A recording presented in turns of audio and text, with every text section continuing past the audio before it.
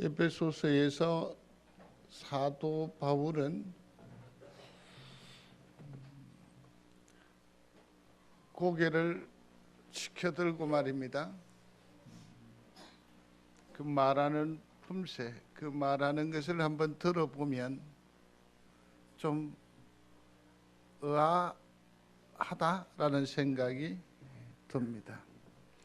그가 말하는 것을 한번 들어보시면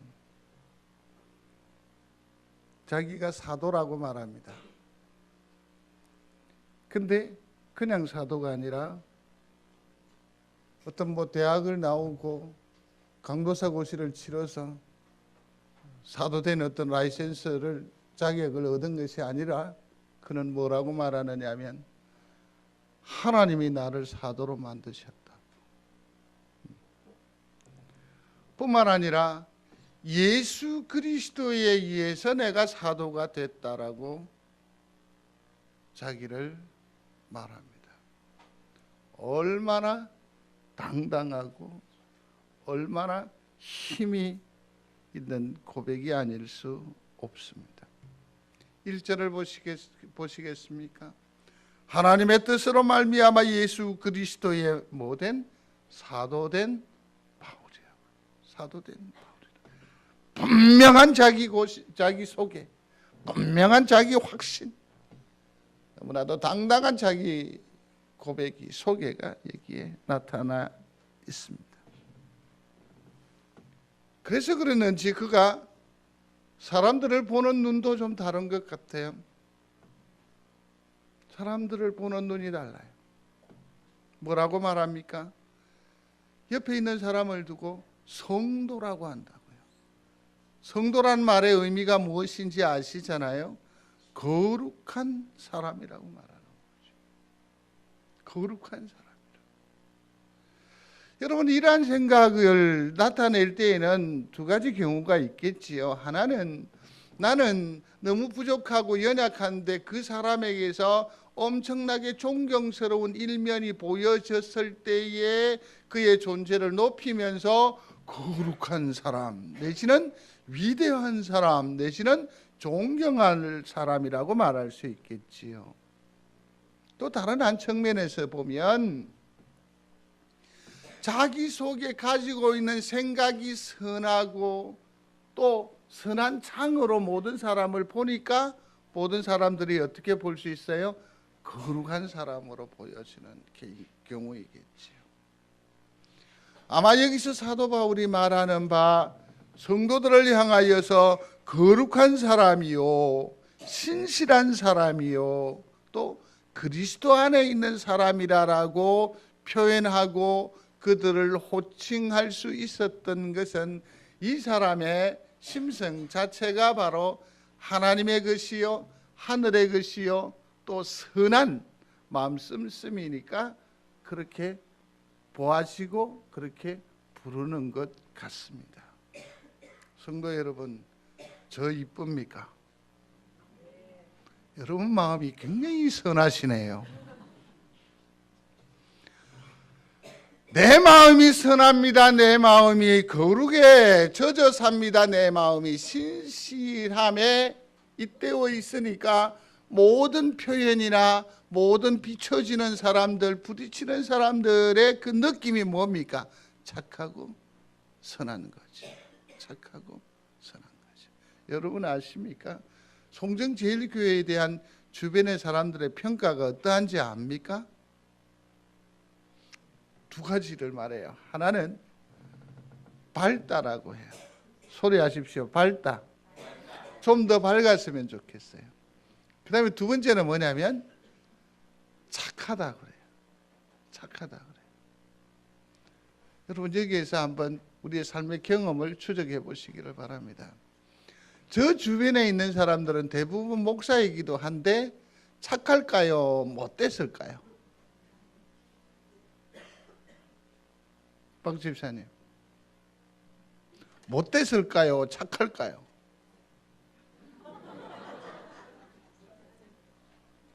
못됐다고? 이쪽에서 얘기가 나온 것 같은데, 근데 이런 게 있어요. 못된 사람들은 착한 사람들하고 놀면 재미가 있을까 없을까? 재미 하나도 없어요. 못된 사람들은 못된 사람들끼리 해야 그게 재미가 있다니까요. 재미가 있어요. 사도 바울 마음 자체가 심성이 하늘의 것이고 아름다움으로 가득 차 있으니까 주변의 모든 사람을 뭐라고 말한다? 거룩한 백성, 신실한 사람이라고 말하는 거죠. 그리고서는 그가 말하는 것 중에 또 결정적인 것이 뭐냐면 2절 마지막 부분에 보면 주 예수 그리스도로부터 은혜와 평강이 너희에게 있을지어다. 이게 뭐가 있다고요? 은혜와 평강이 너희에게 있을지어다. 이 말은 자기 고백과 축복이 곁들여진 말이에요. 내가 하나님으로부터 보냄을 받은 사람이요 당신들 또한 하나님의 거룩한 백성이니 우리가 서로 만나서 서로 도모하는 모든 일 가운데에 하나님의 은혜와 평강이 늘 흘러 넘치게 될 것입니다.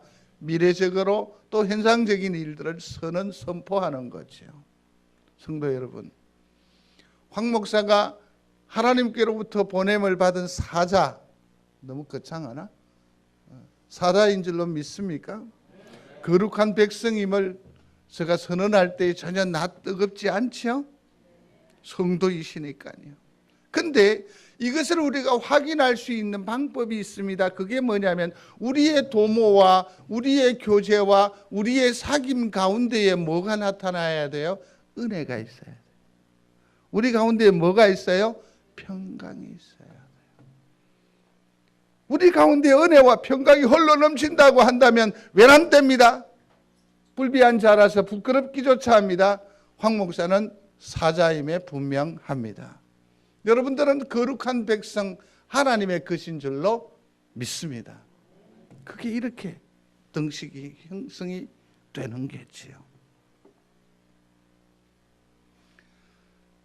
요즘 속된 말로 수저 계급론이 있습니다. 아시죠? 젊은 사람들 사이에 금수저, 은수저, 동수저, 그리고 흙수저라는 말이 있습니다. 이 말이 뭐냐면 그 영속담에 은수저를 물고 태어나다라는 그 말에서 유래가 됐는데요. 부모의 재산과 사회적인 지위를 따라서 청년들의 인생 그 라이프가 결정이 나는 거죠. 뭘로? 금, 은, 동. 실감이 나지 않는 모양인데 흙수저는 어떤 사람들이냐면 집에 비데가 없는 사람, 화장실에 물 대야가 있는 가정, 물 받는 다라이가 있는 가정, 부모님이 전기 금진을 받지 않는 가정, 여름에 에어컨을 잘 안 틀거나 아예 없는 가정, 고기 요리할 때 할 수 있거든 국물을 많이 끓이는 그런 전골을 많이 하는 가정, 식사 시간에 음식 남기지 말라라고 체근대는 부모님 흙수저예요. 냉동실에 비닐로 싼 뭔가가 많이 있는 가정.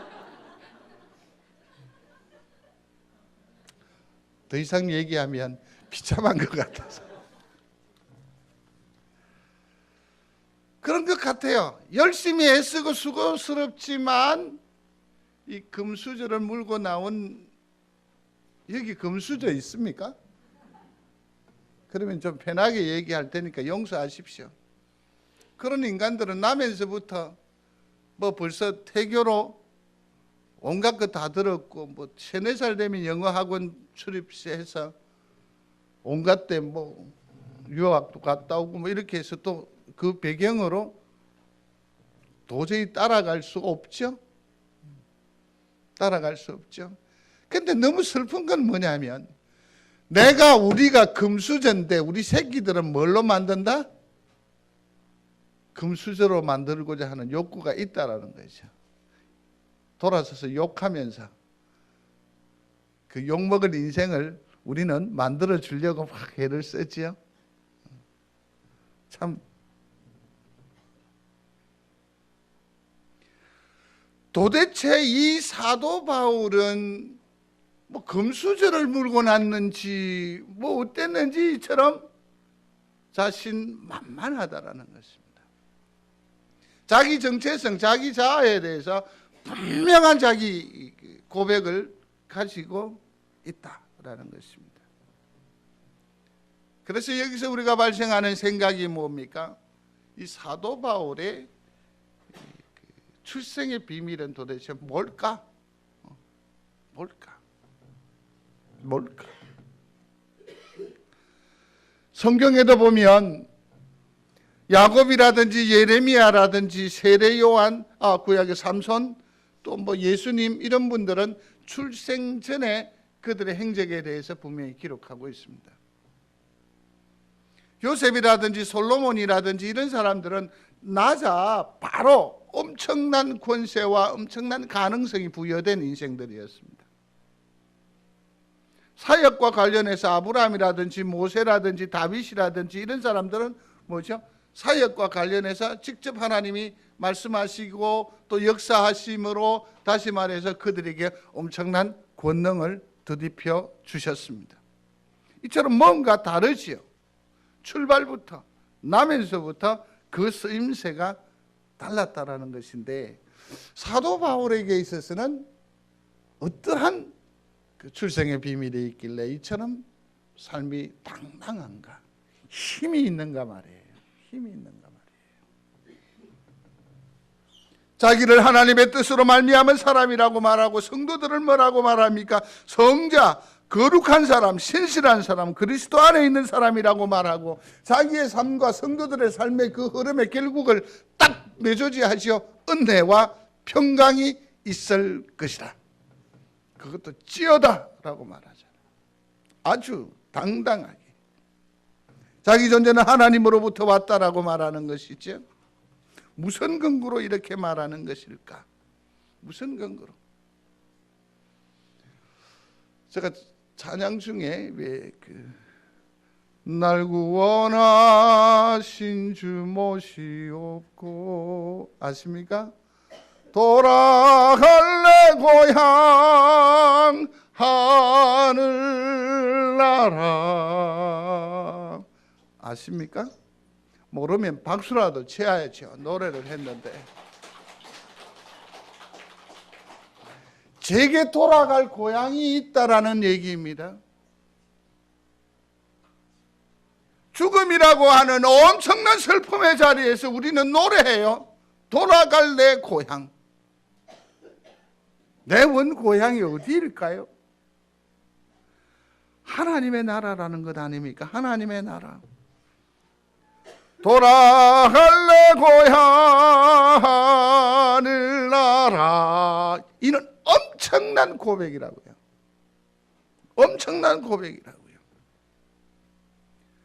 여기에서 우리가 무엇을 발견할 수 있느냐 하면 나의 출생의 비밀을 생각해 보는 거죠. 내가 어떤 존재다? 어디에서 왔다라는 것을 짐작해 볼 수 있습니다. 짐작해 볼 수 있습니다. 먼저 이 얘기를 사도 바울은 누구에게 하느냐? 교회들에게 한다라고 했습니다. 소리합니다. 교회.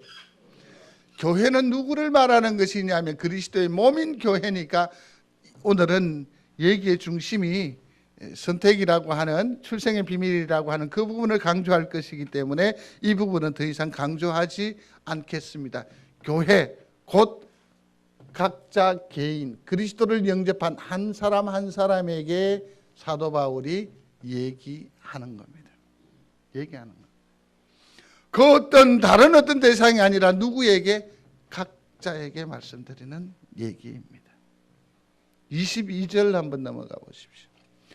또 만물을 그의 발 아래 복종하게 하시고 그를 만물 위에 교회의 머리로 삼으셨다고 했고 또 23절 보십시오. 같이 봅니다. 교회는 그의 몸이니 만물 안에서 만물을 충만하게 하시는 이의 충만함이라. 몸인 교회, 그러니까 이것은 쉽게 말씀드리면 한 분 한 분 한 분이에요. 여기에 머리는 누구시다? 예수 그리스도시고 우리는 각자 몸이니까 다 개인을 말하는 거예요. 이 말씀을 누구에게 주신다? 소리하십시오. 나에게 주시는 말씀. 그러면서 제일 첫 번째로 말하는 것이 뭐냐면 찬송하리로다. 찬송하리로다. 권면하는 거죠. 다소 명령의 어투가 여기에 묻어 있습니다. 찬송하리로다. 사도 바울은 뭔가를 말하기 이전에 가장 먼저 무엇부터 하느냐 하면 하나님을 찬송하는 것부터 시작하는 것이지요. 왜 찬송하느냐? 그건 좀 이따가 생각해 볼 부분이고요.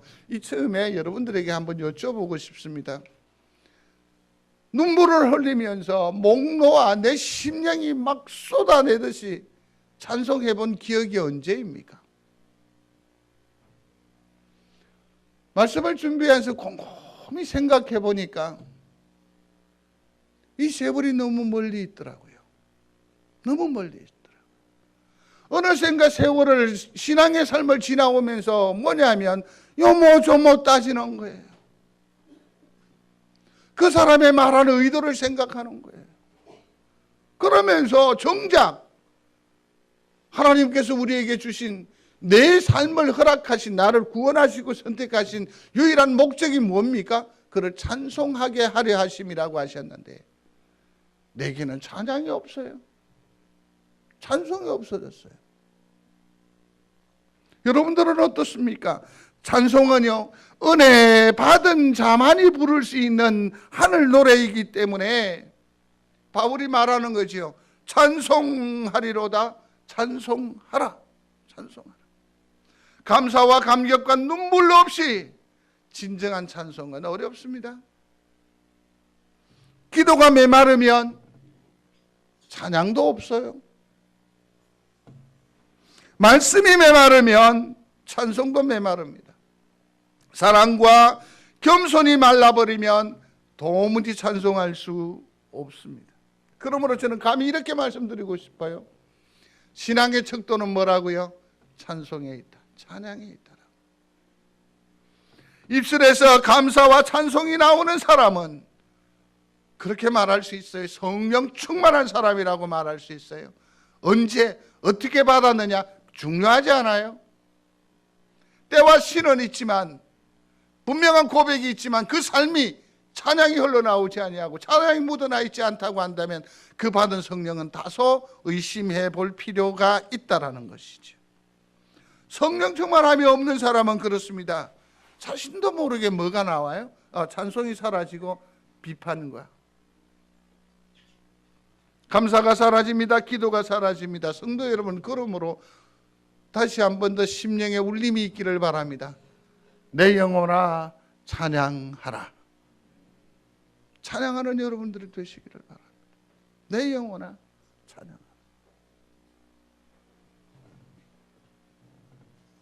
그러면 왜 찬송하리로다, 찬양하리라고 그가 찬양하라고, 아니 찬양할 것이라고 그가 고백하는 것입니까? 한번 다시 읽어보실까요? 3절입니다. 찬송하리로다. 하나님 곧 우리 주 예수 그리스도 아버지께서 그리스도 안에서 하늘에 속한 모든, 여기서 주시되라고 했기 때문에 우리말의 그 어원 때문에 다소 오해할 수 있습니다. 아닙니다. 이는 이미 주었다라는 겁니다. 무엇을 주었다고요? 신령한 복을. 여기서 신령한 복이라고 했습니다. 이거는 세상적인 복이 아니라는 것이죠. 이거는 욕심과 정욕, 어떤 만족이 아니라는 얘기입니다. 여기는 뭡니까? 하늘로부터 온 복이에요. 하나님께서 우리에게 주시는 겁니다. 감추어진 것이고 하늘에 속한 거예요. 누구에게 주는 겁니까? 구원받은 성도, 그리스도와 연합한 사람들, 그리스도의 몸으로서 교회가 된 성도들에게 주시는 신령한 복, 하늘의 것, 그리스도 안에 속한 것이라고요. 사랑하는 성도 여러분, 내 속에 신령한 복이 있음을 믿습니까? 모를 수 있어요. 모를 수 있어요. 근데 하나님의 이 복은, 신령한 복은 우리에게 더하여 주셨는데 놀라운 은혜가 뭐냐면 시시때때로 이것이 뭐가 돼요? 발견되어지는 은혜예요. 발견되어지는. 힘들게 어쩐 때는 원망하면서 그 모퉁이를 싹 돌아서고 난 뒤에 그 바람이 내 옷깃을 스칠 때에 주여 감사합니다. 너무너무 지쳤는데 뒤를 돌아다 보면서 그 세월을 감당한 내 삶이 만족스럽기도 하고 기특하기도 하고, 물론 앞길을 보면 아직도 가야 할 길이 많이 남아있지만 돌아보면서 우리가 무엇합니까? 마음이 험감함을 느끼잖아요. 그러면서 이렇게 말하죠. 하나님 감사합니다. 이 신령한 비밀은 하늘로 오는 겁니다. 그리스도로 말미암은 겁니다. 그러니 이 땅의 것이 아닙니다. 그리고 더욱더 중요한 것은 이것은 점점 찾아 발견케 되는 은혜라는 사실입니다. 소리하십시오. 찾아 발견케 되는 은혜. 이거예요. 그 신령한 복이 오늘 에베소서에서는 세 가지를 말합니다. 따라 하셔야 합니다. 하나는 선택, 구속, 기업. 그 중에 구속은 구원을 말하는 거죠. 하나님께서 우리를 뭐 하셨다? 구원해 주셨다. 건져 믿으시면 아멘. 그 다음에 또 기업이라는 것은 뭐냐면 한마디로 요약하면 복이라는 거예요. 복. 하늘의 복이죠. 또 하나 더, 현세의 복과 미래의 복. 모든 망라한 기업이 뭐라고요? 복. 이 두 가지는 다음 기회에 살피기로 하고, 이 출생의 비밀과 관련한 선택의 문제를 오늘 잠시 생각해 보려고 합니다. 우리가 찬송해야 돼요. 우리가 즐거워할 수 있다고요.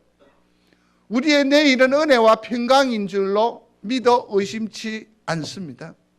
그게 뭐냐면 우리에게 신령한 복이 이미 주어져 있기 때문에요.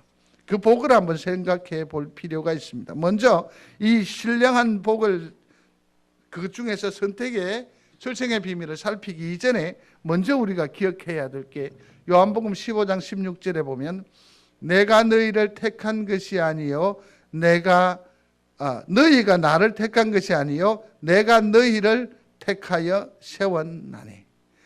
이 은혜는 나의 요구와 나의 열정과 나의 어떤 투쟁에 의해서 주어지는 것이 아니라 무엇이라? 하나님께서 우리를 사랑하심으로 주시는 거예요. 사랑하시는. 디모데후서 1장 9절에 하나님이 우리를 구원하사 거룩하신 부르심으로 부르심은 우리의 행위로 하심이 아니요 오직 자기의 뜻과 영원 전부터 그리스도 예수 안에서 우리에게 주신 은혜로 하심이라. 아멘. 자, 하나님께서 우리를 사랑하심을 믿습니까? 근데 못 보고 사랑하죠? 무슨 건덕지가 있을 거 아니에요. 주님이 무조건적으로 사랑한다. 집사님 안에 있는 예수를 보고 그냥 이렇게 표현하면 좋겠어요. 그냥 사랑하신다고. 소리하십시오. 그냥. 사랑해요? 그래서 사랑한다고. 진짜로? 왜? 사랑한다는 말도 쉽지 않은데 계속 이리 따지고 물으면 어렵지요? 그래서 이렇게 답했습니다. 그냥. 마음에 안 드는 모양이더만요. 뭐 이쁘다든지 뭐 또 아니면 뭐 자상한 인품이라든지 뭐 그런 거 아니에요. 여러분, 우리 가정의 그 지난 주간에 정에 대해서 잠시 생각했는데 서로 사랑하시죠? 사랑해요. 왜 사랑해요? 그냥이에요. 그냥. 하나님의 그 사랑을 우리가 어떤 조건을 따지고 들면 우리는 충족합니까? 못하지요.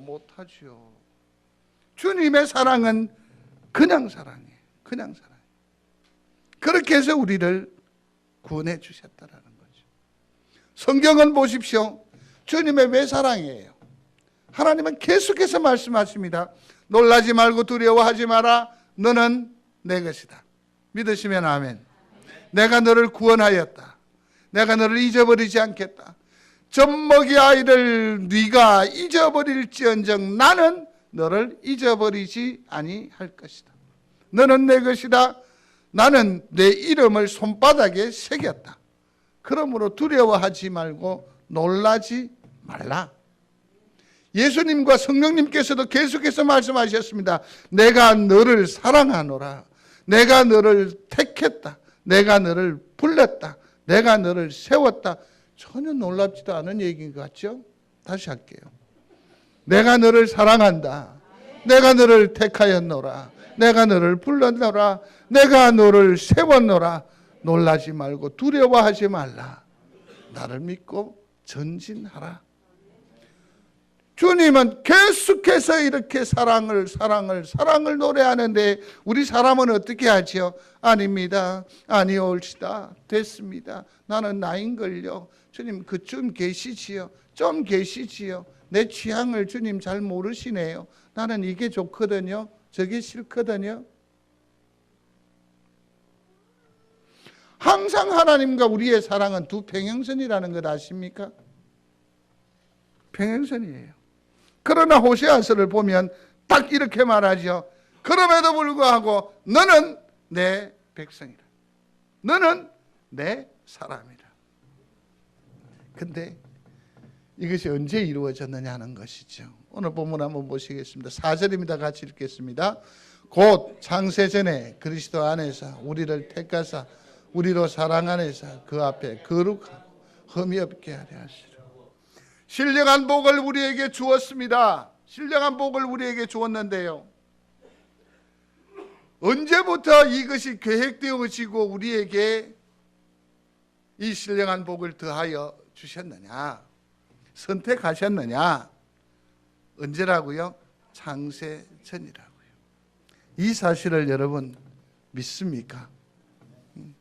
주님은 창세 전에 우리를 예레미야서 1장 5절에 보면 내가 너를 모태에서 짓기 전에 너를 알았고 내가 배에서 나오기 전에 너를 성별하였고 너를 여러 나라의 선지자로 세웠노라 하시기로. 아멘. 하나님께서는 우리 모태에서 어머니의 모태에서 내가 형성이 되어지기 전에 이미 하나님께서는 나의 존재 가치를 인정하시고 아시고 선택하셨다라고 성경은 우리에게 말하고 있음을 보게 됩니다. 믿으시면 아멘.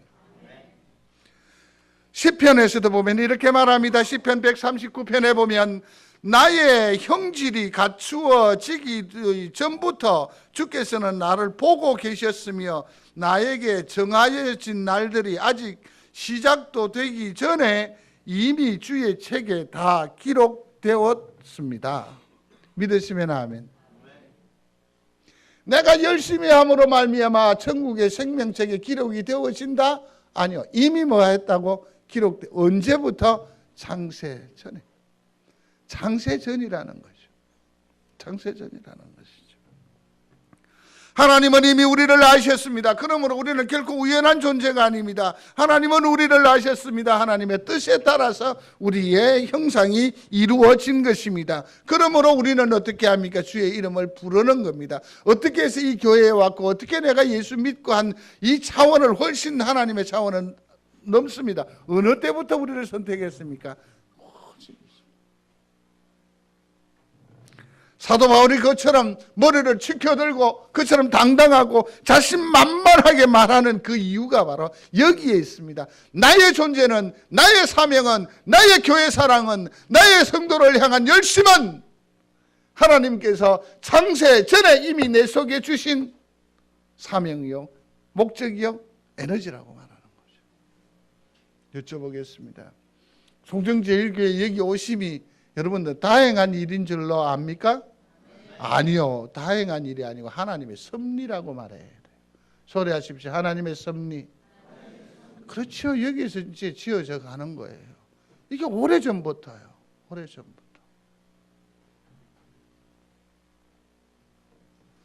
창세전에 이미 우리를 선택하셨습니다.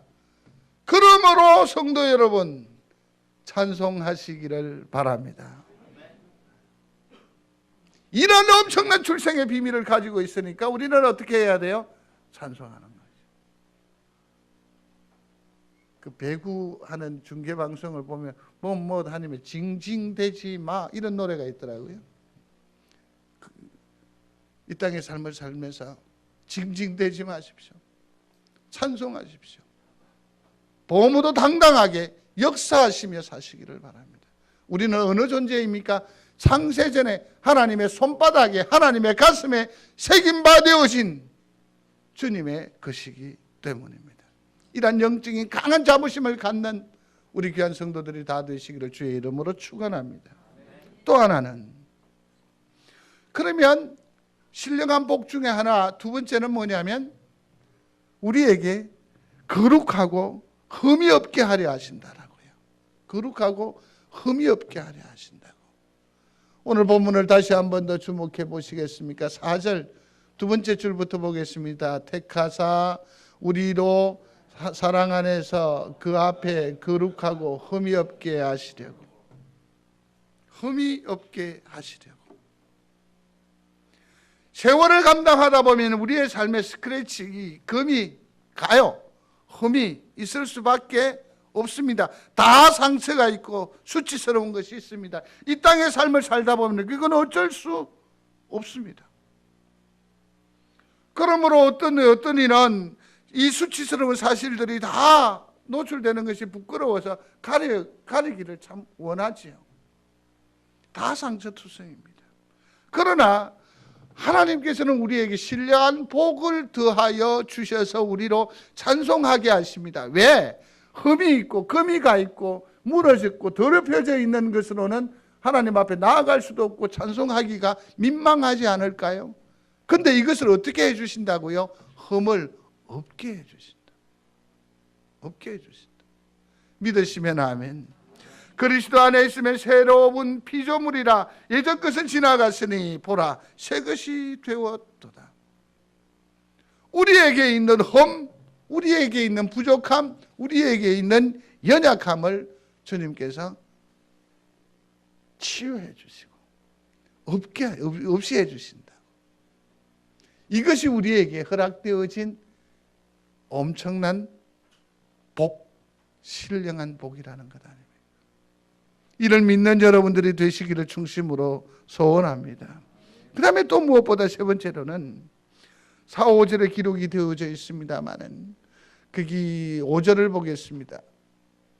6절을 보겠습니다. 이는 그가 사랑하시는 자 안에서 우리에게 그저 주시는 바 그의 은혜의 영광을 찬송하게 하려 하심이라. 5절 그 기쁘신 뜻대로 우리를 예정하사 그랬습니다.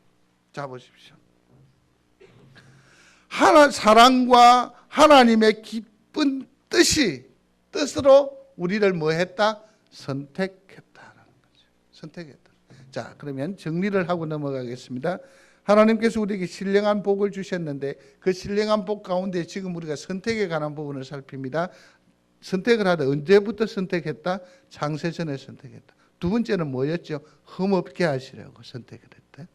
그대로 내비두면 안 되니까. 세 번째는 뭡니까? 뜻 안에서 하나님께서 기쁜 뜻으로 우리를 선택했다라는 겁니다. 기쁘신 뜻대로 선택했다. 그렇다고 한다면 하나님의 기쁘신 뜻이 무엇이겠습니까? 하나님의 기쁘신 뜻이 무엇이겠습니까? 우리의 삶이 6절에 나타나 있습니다. 뭐 하는 것? 그 영광을 보는 겁니다. 하나님의 그 은혜를 누리는 겁니다. 그러므로 삶을 통해서 뭐 하는 것? 찬송하는 거예요.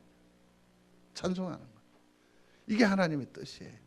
그러므로 우리에게 뭘 하게 하려고?